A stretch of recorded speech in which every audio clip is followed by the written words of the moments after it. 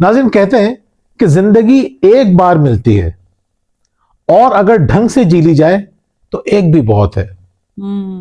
अल्लाह ताला ने हमें जिंदगी दी है भरपूर अंदाज में जीने के लिए। इतनी खूबसूरत दुनिया बना दी, क्या कुछ नहीं रखा इसके अंदर। फिर इतने शानदार लोग इस दुनिया में पैदा कर दिए, इसलिए नहीं किए कि हम एक खराब जिंदगी गुजार रहे हैं, बदहाल जिंदगी गुजार रहे हैं, बेकार जिंदगी गुजार रहे हैं। लेकिन मसला यह है कि हमारे इर्द गिर्द जो हमें लोग नजर आते हैं, ज्यादातर एक खराब जिंदगी गुजारते हुए नजर आते हैं। तो हम उनसे कहते हैं कि भाई रुकिए। जी बिल्कुल सही कहा आपने। अच्छा, मेरा शायद नहीं, मैं भी आपकी बात को कहीं से भी नहीं काट रही हूँ, मैं चाह रही हूँ आप बोले आज। अच्छा, बहुत शुक्रिया। आज का आपने इजाफा किया ना, आज मैं चाहती हूँ कि आप बोलें, तो बहुत शुक्रिया आपका, आज आप मुझे बोलने दे रही हैं। आप बोलिए। तो देखिए, हम जब लोगों से मिलते हैं तो हम उनसे कहते हैं कि अगर आपकी जिंदगी खराब है ना, बोलते हैं हाँ बहुत खराब है, तो हमारी बातों पर अमल कर लें, हो सकता है ठीक हो जाए, नहीं होगी तो कोई बात नहीं। तो जो लोग इन बातों पर अमल करते हैं उनकी जिंदगी ठीक हो जाती है, शानदार हो जाती है, जबरदस्त हो जाती है। अच्छा, ये हमारे बनाए हुए उसूल नहीं है, ये कुछ यूनिवर्सली अप्रूव्ड आइडियाज हैं। ये पूरी दुनिया में इन बातों का प्रचार किया जाता है। हम कोई नई बातें आपसे नहीं कर रहे, लेकिन वो बातें जरूर कर रहे हैं जो लोगों की जिंदगियों में नहीं है। अगरचे वो पुरानी बातें हैं, लेकिन हम उस पर अमल नहीं करते। बिल्कुल उसी तरह जिस तरह एक शख्स गौतम बुद्ध के एक भक्त से मिलने के लिए आया, बहुत दूर से तवील सफर करके आया और पूछा, मुझे बताओ गौतम बुद्ध की क्या तालीमात है। उसने कहा, भाई ये तालीमात है कि सच बोला करो, सादगी अपनाओ, किसी को तकलीफ ना पहुंचाओ, लोगों की मदद करो, ये छोटी मोटी बातें। उसने कहा, ये बातें ये सुनने आया हूं मैं, ये तो सबको पता होती हैं। उसने कहा, पता तो सबको होती हैं, लेकिन अमल कोई कोई करता है, कसीर तादाद अमल नहीं करती। इंपॉर्टेंट बात यह है कि आज हम बात करने जा रहे हैं आपसे 8 ऐसे बुनियादी उसूल। अगर आपने आज उन पर अमल करना शुरू कर दिया तो आपकी जिंदगी आज से बेहतर हो जाएगी। बिल्कुल। यानी जो कानून हम आपको बताते हैं ना कि जब जागो तब सवेरा, आज जाग जाए आज सवेरा, तो अपनी जिंदगी में आज ही सवेरा लेकर आ जाइए। हम आते हैं पहले पॉइंट की तरफ कि पहला काम क्या है जो आपको करना है। मादी चीजों के हुसूल के लिए परेशान ना हो।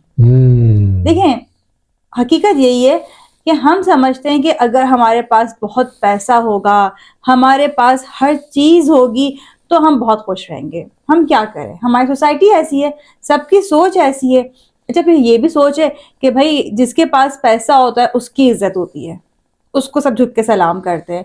इस चक्कर में हम मादी चीजों के पीछे इतना भागना शुरू हो गए हैं कि हम भूल गए कि खुश रहना किस तरह से है। आप यकीन करें, अगर आपके पास इतना पैसा है कि आप अपनी बेसिक नीड्स पूरी कर सकते हैं, यानी कि खाना पीना, रिहाइश, तालीम, सेहत, इन सब के खर्चे आप उठा सकते हैं, तो आपकी खुशी के लेवल में और एक अमीर तरीन शख्स की खुशी के लेवल में कोई खास फर्क नहीं होगा। अच्छा, और ये जो बात ये कह रही है ना, ये कोई इनका अपना नजरिया नहीं है। बिल्कुल। बहुत बड़े सोशल साइंटिस्ट जिनको नोबेल प्राइज दिया गया है, डैनियल कैनेमन, बहुत बड़े माहिर नफ्सियात भी हैं, वो मईशत दान भी हैं, वो कहते हैं कि अगर एक शख्स की बुनियादी जरूरत पूरी कर रहा है तो एक अरबपति शख्स जैसा वो भी खुश रह सकता है। यानी खुशियों को हमने अटैच कर दिया किससे? मादी चीजों से। खुशियों को हमने अटैच कर दिया दिखावे से। जो दिखाना चाहता है लोगों को मेरे पास ये सब कुछ है, वो अंदर से खुश नहीं होता। खुश वो होता है जो अपनी मर्जी के काम करता है, और जो मोटी मोटी बातें हम आपको बताएंगे उन पे अमल करता है। तो पहली बात, मादी चीजों की अहमियत है, हम इससे इनकार नहीं कर रहे, लेकिन अगर आप उनको इस्तेमाल नहीं कर रहे हैं और उनको हासिल करने का कोई ऑब्जेक्टिव नहीं है, तो आप अच्छी जिंदगी नहीं गुजार सकते। देखिए, जद्दोजहद से हम आपको मना नहीं कर रहे हैं, बहुत जरूरी है जद्दोजहद, लेकिन जद्दोजहद आप कर किसके लिए रहे हैं? बिल्कुल, यानी बिल्कुल। अगर आप पैसा कमाना चाहते हैं और इसलिए कमाना चाहते हैं कि लोग मुतासिर हों, तो ये गलत है। अगर आप गाड़ी बड़ी खरीदना चाहते हैं इसलिए कि लोग मेरी गाड़ी देखें, तो ये गलत है। हाँ, अगर आप आला तालीम हासिल करना चाहते हैं, उसके लिए आपको जाहिर सी बात है पैसे की जरूरत है। आप कोर्सेज करना चाह रहे हैं, एक अच्छा घर खरीदना चाह रहे हैं, आरामदेह गाड़ी लेना चाह रहे हैं, तो इसके लिए जद्दोजहद करने में देखिए, एक्सपीरियंस करना चाहते हैं ना। हाँ। आपके पास गाड़ी है जिससे आपका सुकून से गुजारा हो रहा है, अब आपको बड़ी गाड़ी चाहिए, उससे ज्यादा आरामदेह चाहिए, तो वो तो इस रेस के अंदर आप मर जाएंगे। इसकी इतनी जबरदस्त मिसाल जो दी है ना कुरान ने, कुरान कहता है कि तुम्हें गाफिल रखा माल की बेजा तलबी ने, यहां तक कि तुमने कब्रों का मुंह जा देखा। यानी तुम पैसे को जमा करते करते करते करते एक दिन लुढ़क के कब्र में जाके गिरे। तो आपके लिए अगर पैसा इसलिए जरूरी है कि आप उसको किसी काम में लाना चाहते हैं, आपके पास क्लियर ऑब्जेक्टिव है कि मुझे इस पैसे का करना क्या है, तो बहुत अच्छी बात है। जितना कमाया आप, अल्लाह ताला से पूछेगा क्यों कमाया था, या अल्लाह ताला मेरी नीयत ये थी, मैं ये काम करना चाहता था, बहुत अच्छी बात है। माल किस तरह कमाया, किस तरह खर्च किया, कि 2 सवाल अगर आपके जहन में रहते हैं ना, तो जितना माल आपको कमाना है कमाइए। दूसरा काम क्या करना है आपने, माजी में नहीं रहना है। नाज़रीन, जो लोग परेशान रहते हैं आम तौर पे वो अपने माजी में ही रहते हैं। देखिए, माजी इतना तकलीफ दे उमूमन होता नहीं है जितना हम समझ रहे होते हैं। बिल्कुल। आप अगर माजी को खंगालेंगे ना, तो ना खुशगवार वाकयात जो हैं वो 1% से भी कम होंगे। आप पूरे दिन में देखिए कितनी देर थी ऐसी जो आपके लिए तकलीफ दे लम्हा था, और कितनी देर ऐसी थी जिसे आपने अपनी सोच की वजह से तकलीफ दे बना दिया। मिसाल के तौर पे एक शख्स को अपने बॉस से बहुत परेशानी होती है, वो उसकी इंसल्ट करता है, तो उससे पूछे कितनी देर तुम्हारा सामना हुआ उससे, वो 1 मिनट भी नहीं हुआ।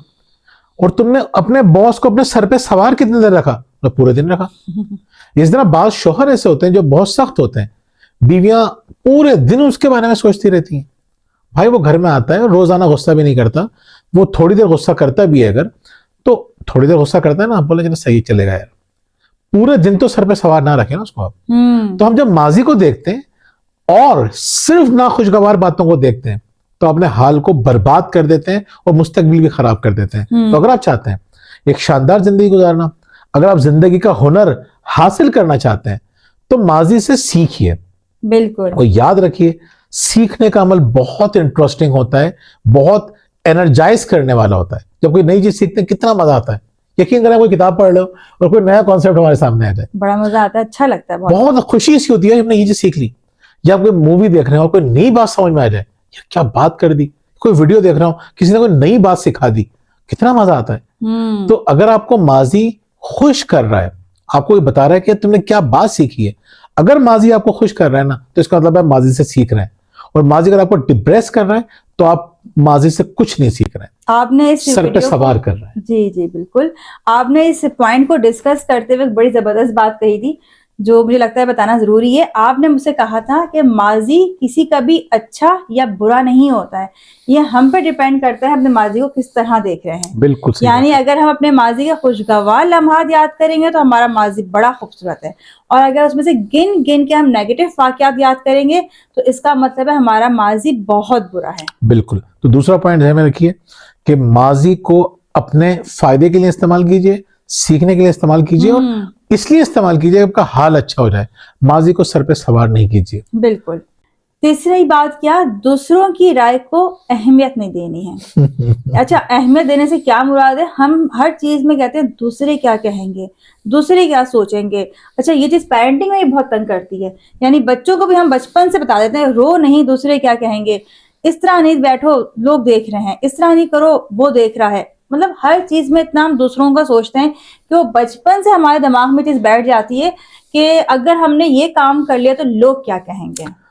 देखिए, दूसरों की राय को अहमियत ना देने से जो वजह की मुराद है वो ये नहीं है कि दूसरों की राय को अहमियत देना दें। हाँ, दूसरों की राय को अहमियत ना देने से मुराद है कि उनकी ओपिनियन को अपने सर पे सवार ना करें। ये ना सोचें कि दूसरे हमारे बारे में क्या सोच रहे हैं, उसने हमारे बारे में ये क्या कह दिया, उसने हमारे बारे में ये राय क्यों बना ली। बिल्कुल। भाई आपको अपनी जिंदगी जीनी है, यानी आप कुछ कर लें। दूसरे भी आपके बारे में क्या सोचेंगे, अगर ये भी आप सोचेंगे तो दूसरे क्या सोचेंगे। यानी सही बात है, अगर लोग आपके बारे में क्या सोचते हैं ये भी आप सोचेंगे तो फिर लोग क्या सोचेंगे। लोगों को सोचने दीजिए। असल बात यह कि दूसरों की राय को अपने सर पे सवार मत कीजिए। इस फिक्र में मत रहिए कि कोई मेरे बारे में क्या सोच रहा है, कोई मेरे बारे में क्या बात कर रहा है। बिल्कुल। मेरा एक दोस्त है, बड़ा मजे का दोस्त है। उसका बड़ा मजे का वाकया है। मतलब एक दफा गया, स्टूडेंट लाइफ की जमाने की बात है, हम लोग इंटर्नशिप किया करते थे, कहीं बाहर खाना खा रहे हैं, तो कहने लगा यार मैं ना दाल चावल खा रहा था स्टॉक एक्सचेंज के पास ही ना, कराची स्टॉक एक्सचेंज के पास। तो मैंने दाल चावल मंगाए, उसने लाके दिए, उसने साथ में जो है थोड़ी प्याज सैलेड वगैरह लाके दिया। तो उसने कहा यार भाई यार मेरा सैलेड के पैसे मेरे पास होते नहीं थे उस जमाने में, अब बहुत बड़ा ऑफिसर बन चुका है वो, कहता उस जमाने में पैसे नहीं थे। तो मैंने उसको कहा कि यार मुझे ना सैलेड नहीं चाहिए। तो दाल चावल वाला कहने लगा कि नहीं ये फ्री में। कि मुझे इतनी शर्मिंदगी हुई, तो मैंने कहा नहीं मैं खाता ही नहीं हूँ। कह रहा मुझे इतनी शर्मिंदगी हुई, मैंने उसके बाद से वहां पे खाना खाना छोड़ दिया कि मेरे बारे में क्या सोचेगा यार, कि कितना गरीब आदमी हूं मैं कि सैलेड भी अफोर्ड नहीं कर सकता और फ्री का मना कर रहा हूं। तो बाज़ औक़ात क्या होता है कि हम इतना अपने सर पे सवार कर लेते हैं और सोचते हैं कि कोई हमारे बारे में क्या सोच रहा है, और ये ख्याल हमारी जिंदगी को खराब कर देता है। दूसरा कौन सा वाकया था हमारे पास? दूसरा आपके पास अपने ही किसी दोस्त का वाकया था जिनके वाइट टैक्सी चलाते थे। देखें कितना तकलीफ का वाकया था। वो मेरा दोस्त था, एक मरतबा गया तारिक रोड पे एक शॉप में, ये उस जमाने की याद है जब वो स्टूडेंट था। तो कहने लगा, मैं दुकान में गया तो एक लड़की थी खड़ी हुई, तो मैंने एक चप्पल उठा के पूछ ली कितने की है। तो ये मेरे को बहुत पुराना वाकया था ना, 20 साल से ज़्यादा हो गया। तो उसने कहा कि यार चप्पल जो है ना 2200 रुपये की है। तो उसका इतने पैसे थे नहीं, उसके अब्बा की पूरे महीने की आमदनी होगी इतनी। तो उसने कहा कि 2200 की, लड़की शक्ल देखने लगी, उसने कहा पैक कर दो। पता नहीं किस चीज के पैसे उसने रखे हुए थे संभाल के, बहुत जरूरी पैसे थे, उसकी फीस वगैरह के पैसे थे गालिबन। तो उसने वो पैसे देके चप्पलें इसलिए ले ली कि लड़की मेरे बारे में क्या सोचेगी, कि मैंने पैसे का सुन के वापस कर दी चप्पल। अच्छा, उसके अब्बा भी उससे 4 हाथ आगे थे। ये अजीब सी बात है। देखें, माँ बाप ऐसे हो तो औलाद भी ऐसी होती है। तो ऐसा बच्चे का बाप भी कैसा था, उसके अब्बा टैक्सी चलाया करते थे।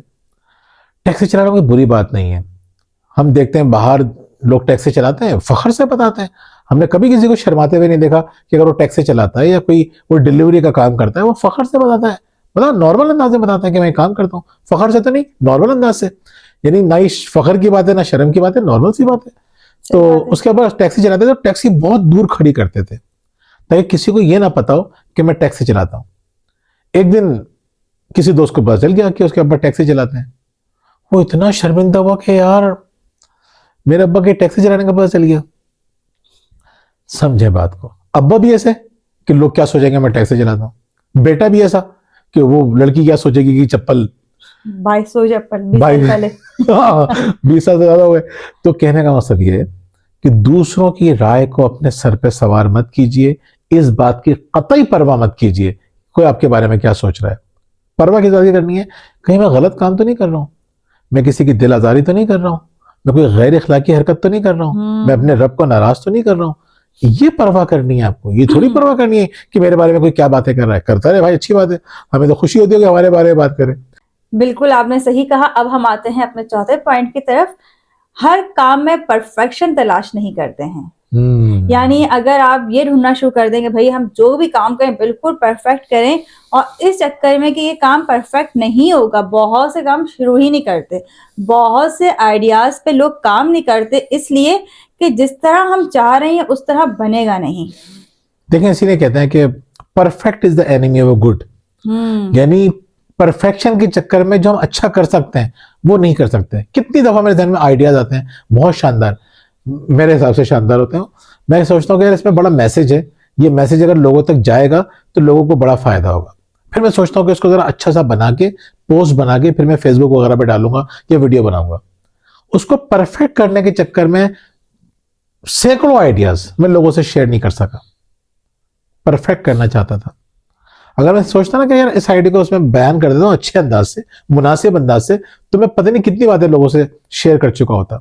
इसी तरह कितने लोग ऐसे हैं, कोई किताब लिखना चाहते हैं, कोई म्यूजिक कंपोज करना चाहते हैं, कोई तहरीक चलाना चाहते हैं, कुछ भी करना चाहते हैं अपनी औलाद के लिए, अपने लिए, क्यों नहीं करते?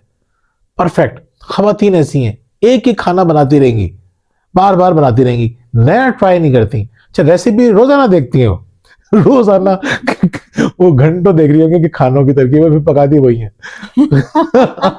अब दाल चावल बना देंगी और वो सब्जियां बना देंगी या कुछ और। कहने का मकसद ये परफेक्शन होता है कि यार जब ये आइडिया बिल्कुल तैयार हो जाएगा ना, अभी हाफ डन है, जब ये पूरा तैयार हो जाएगा उसके बाद परफेक्शन के चक्कर में जिंदगी बर्बाद मत करें। अच्छा जो कर सकते हैं ना वो करते हैं। बिल्कुल। परफेक्शन वाले लोग अपनी भी जिंदगी बर्बाद करते हैं, अपने वाबस्ता लोगों की भी, उनकी चीजों में भी कीड़े निकालते रहते हैं, ये परफेक्ट नहीं है। बिल्कुल। मैं अगर इनके अंदर कीड़े निकालना शुरू कर दूं, ये परफेक्ट नहीं है, वो परफेक्ट नहीं है, ये मैचिंग परफेक्ट नहीं है, मतलब ब्लू के ऊपर ब्राउन कौन पहनता है यार। मैं ये बोल दूं उनसे, मेकअप के वही कोई लिपस्टिक लगाई हुई आपने। मैं यही देखती हूँ कि परफेक्शन इस तरह से हो, मैं देखती हूँ मैं कंफर्टेबल किस में हूँ। बिल्कुल ऐसा ही है। कंफर्टेबल ये जो काम अच्छा कर सकते हैं, ये होनी चाहिए आप लोग के, ऐसे बन जाए आप लोग, ढीठ बन जाए आप लोग। नहीं वाकई में मुझे बिल्कुल इसमें कोई मसला नहीं होता। जुबैर कहते हैं कि भाई अब नेक्स्ट वीडियो बनानी है, तुम कोड चेंज कर लो, स्कार्फ चेंज कर लो। मैं कहती हूँ मैं इससे डिस्टर्ब होंगी। मैं जो वीडियोस की तैयारी कर चुकी हूँ, जिन पॉइंट्स तैयारी कर चुकी हूँ, मैं डिस्टर्ब हो जाऊंगी। मैं जैसी हूँ मैं इसमें कंफर्टेबल हूँ, आप ऐसी वीडियो बना लें। अच्छा, मैं इसलिए चेंज करना कहता हूँ, बाज़ लोगों को लगता है कि शायद ये वही वीडियो दोबारा आ गई है, तो हम कहते हैं चाहे एक तो चेंज कर लेना, ताकि लोगों को ये फील ना है कि हम वही वीडियो दोबारा देख रहे हैं। बस फिर इनके समझाने पे ये होता है, मैं इनसे कहती हूँ ठीक है आप मेरा स्कार्फ ला दे, मैं स्कार्फ चेंज कर लेती हूँ। तो कहने का मकसद ये है कि आपको पता होना चाहिए, परफेक्शन, ये भी परफेक्ट वो भी परफेक्ट कुछ नहीं होता का। खैर, नेक्स्ट पॉइंट पे भाई आप। बिल्कुल नेक्स्ट पॉइंट, हाँ बहुत देर से आना चाह रही थी। नेक्स्ट पॉइंट हमारा है कि तब्दीली कबूल नहीं कर पाते हैं, तब्दीली से घबरा जाते हैं। बिल्कुल, देखिए आप, मतलब बच्चों की जिंदगी में तब्दीलियां आ रही होती हैं तो उससे परेशान रहते हैं। अच्छा, ये बचपन से तरबियत होती है ना बच्चों को कि क्लास चेंज हो जाए। मिसाल के तौर पे जैसे हमारे बच्चे हरमीन और अली को हमने एक ही क्लास में एडमिट कराया, एडमिशन दिलवाया, तो अब अली हरमीन पे बहुत डिपेंड करते थे क्योंकि हरमीन बड़ी थी, ये सपोर्ट भी करती हैं बहुत ज्यादा। तो टीचर ने हमसे कहा कि देखें ये ना अली बहुत डिपेंड कर रहे हैं हरमीन पे, आप अली को समझाइए कि हरमीन पे बहुत ज्यादा डिपेंड ना करें। हमने कहा तो उनका सेक्शन चेंज कर दें। उन्होंने कहा तो आपको एतराज तो नहीं है? हमने कहा हमें तो खुशी होगी। तो अली ने हमसे कहा कि क्यों कर रहे हैं आप? स्पेशली उसने आप डिस्कस की थी, मुझसे डिस्कस होने की, बाबा मेरा सेक्शन क्यों चेंज करवा रहे हैं आप? मत करवाइए। मतलब जिंदगी में पहली मरतबा स्कूल जा रहे हैं और नए शहर है, या अलग अलग तरह के अलग अलग कल्चर के जैसे लोग होते हैं, तो बच्चे थोड़े से परेशान हो रहे थे। मेरा बेटा एक काम करें, एक हफ्ते ना पूरी कोशिश करनी है कि मुझे इस क्लास में नए दोस्त बनाना है और अच्छी तरह एडजस्ट होना है। एक हफ्ते में अगर ना हुआ ना तो मैं फिर टीचर से बात कर लूंगा। फिर एक हफ्ते में मैंने अली को मोटिवेट भी किया और थोड़ा सा इंकरेज भी किया, उससे बातें भी की उसके दोस्तों के बारे में, टीचर्स के बारे में। अब यकीन कीजिए उससे चौथा दिन ही कह दिया कि मैं इसी क्लास में रहूंगा, मैं मुझे इस क्लास में नहीं जाना। तो जो चेंज आता है ना लोगों की जिंदगी में, तो उनसे वो एक्सेप्ट नहीं होता। कितने लोग हमें ऐसे मिलते हैं जो कहते हैं कि हमने अपना, जैसे बाहर तो शहर चेंज करना बहुत आम सी बात होती है ना, या स्कूल चेंज करना। अब स्कूल चेंज हो गया, शहर चेंज हो गया, अब बच्चा जो है वो इतना डिप्रेशन में चले जाता है कि मेरे इतने अच्छे दोस्त थे, या वो इतनी अच्छी एक दोस्त थी या दो दोस्त थी। लड़कियां परेशान हो जाती हैं, लड़के परेशान हो जाते हैं। इसी तरह जॉब्स के दौरान कोई नया ऑफिसर आ जाता है तो परेशान हो जाते हैं, जॉब चेंज हो रही होती है तो परेशान हो जाते हैं, टेक्नोलॉजी चेंज हो रही होती है तो परेशान हो जाते हैं। पता नहीं किस किस चीज से परेशान होते हैं, चेंज को एंजॉय नहीं करते। मैं समझता हूँ कि हमारी फैमिली में जो एक बहुत अच्छी बात है वो ये कि हम चेंज से खुश होते हैं। हमें कोई चीज चेंज हो रही है हम इंजॉय करते हैं, हम कहते हैं इसमें इसको इंजॉय कैसे करना है। कहने का मकसद ये, चेंज, चीजें चेंज हो रही हो तो अपनी लर्निंग बढ़ाइए या इंजॉयमेंट के तरीके बढ़ाइए। चेंज से परेशान ना हो, मोनोटनी खराब होती है, यकसानियत खराब होती है। तो यकसानियत होती है ना मौत, खुशियों की मौत क्या है? यकसानियत। एक्साइटमेंट की मौत क्या है? यकसानियत। वो शेर है ना, नजर पे बार हो जाते हैं मंजर, जहां रहियो वहां अक्सर ना रहियो। यस, हसीन तरीन जगह पे भी अगर आप तवील अर्से तक रहेंगे ना तो आपके लिए वो आम सी चीजें रहेंगी। बहुत से लोग कहते हैं ना, हम पूछते हैं यहाँ पे कोई घूमने की जगह है, अरे कुछ भी नहीं है, बस वो दरिया है, पहाड़ है, तरफ और जंगल है, और तो कुछ भी नहीं है। तो लोग और जीने को क्या चाहिए? मतलब इसके अलावा भी कुछ चाहिए। कहने का मकसद ये कि चेंज को एक्सेप्ट कीजिए, इंजॉय कीजिए, परेशान मत होइए। अगर ऐसा करेंगे आप तो जीने का हुनर कभी आपको नहीं आएगा। ये वजह है। नेक्स्ट पॉइंट है, माफ नहीं करते हैं। ये वाकई में हमारी सोसाइटी का बहुत बड़ा मसला है कि हम माफ नहीं करते लोगों को, दिलों से बातें नहीं निकलती। हमने पहले भी अपनी एक वीडियो में इस बात पे बात की थी, क्योंकि बहुत अहम बात है ये। क्योंकि जब तक आपके दिल से नफरत नहीं निकलेगी, नेगेटिविटी नहीं निकलेगी, आप जिंदगी मजे से नहीं जी सकते। यानी पहले बोलूं फिर आप बोलिएगा। सांस ले लीजिए, मेरा फायदा उठा, इस सांस का फायदा उठा लो। यानी हम चाहते हैं कि हमें आसानी से माफ कर दिया जाए, और हम लोगों को माफ नहीं करते हैं। तो लोगों को माफ करने में ही असल हुनर है जीने का। अभी इजाजत है? बिल्कुल, आपको बोलिए अब। देखें, माफ ना करने वाला इंसान बहुत खसारे में रहता है। कहते हैं ना कि माफ ना करने वाला ऐसा है कि जैसे किसी शख्स को कैद में बंद करे और फिर बाहर पहरा देने बैठ जाए, ना वो कहीं जा रहा है ना आप कहीं जा रहे हैं। बहुत बुरी बात होती है किसी को माफ ना करके आप खुद अजियत में रहते हैं। वो तो शायद पीछे कहीं से निकल जाए, आप वहीं बैठे रहेंगे। तो माफ कर कीजिए, माफ करके आप एक पुरसुकून जिंदगी गुजारेंगे, आगे बढ़ जाएंगे। माफ नहीं करेंगे तो वहीं अटके रहेंगे। बिल्कुल ऐसे ही है। नेक्स्ट पॉइंट, मवाजना नहीं करते। ये इस पे तो हम कई दफा बात कर चुके हैं, और मेरे ख्याल में जहां बात होती है एक अच्छी जिंदगी की, वहां इस पॉइंट पे लाजमी बात होती है कि कंपेयर नहीं करना चाहिए। यानी देखें ना, अगर आप अपने आप को किसी से कंपेयर कर रहे हैं, इसका मतलब है कि आप इंतहाई नाशुक्र इंसान हैं। क्योंकि ये निशानी एक नाशुक्र इंसान की कि वो अपनी चीजों को, अपनी जात को दूसरों से कंपेयर करें। ठीक है, अल्लाह ने आपको बनाया यूनिक, और आप दूसरों से कंपेयर कर रहे हैं, दूसरों की तरह बनने की कोशिश कर रहे हैं। तो अपनी यूनिकनेस को पहचानिए, अपनी इनफरादियत को पहचानिए, अपनी स्ट्रेंथ को पहचानिए। जो अल्लाह ताला ने आपको दिया है उसको इस्तेमाल कीजिए। अल्लाह ताला ने दूसरे को दिया है, वो अल्लाह को पता है किसको क्या देना है। बिल्कुल। और उसको जो दिया था वो परफेक्ट था, आपको जो दिया था वो आपके लिए परफेक्ट है। कंपेयर मत कीजिए। कंपेयर कर करके अपने बच्चों को बेड़ा गर्क करते हैं, अपनी लाइफ को खराब करते हैं। मैं मिसाल के तौर पर इनको अगर कंपेयर करना शुरू करूं दूसरी खवातीन से, तो मैं 1,00,000 खवातीन से कंपेयर कर सकता हूं। इसी तरह ये मुझे कंपेयर करना शुरू करें, ये मुझे 1 करोड़ लोगों से कंपेयर कर सकती हैं। ये कंपैरिजन कभी खत्म ही नहीं होगा, चलता रहेगा। सही बात। तो कंपेयर मत कीजिए, जो है उस पर शुक्र अदा कीजिए और अपनी यूनिकनेस को, अपनी इनफरादियत को पहचानिए। जी बचिए। आखिरी पॉइंट और सबसे इंपॉर्टेंट पॉइंट है ये, जीने का फन देने में है। यानी अगर आप जीना सीखना चाहते हैं ना, तो देना शुरू कर दें। बेहतरीन लेने वाले जीते नहीं है। देखिए, जो खुशी आपको देकर मिलती है ना, वो लेकर कभी नहीं मिलेगी। जो खुशी खिलाकर मिलती है वो खाकर नहीं मिलेगी। बिल्कुल। तो देने की आदत अपनाइए, और जितना देंगे आप, ये अल्लाह ताला ने कानून बनाया है।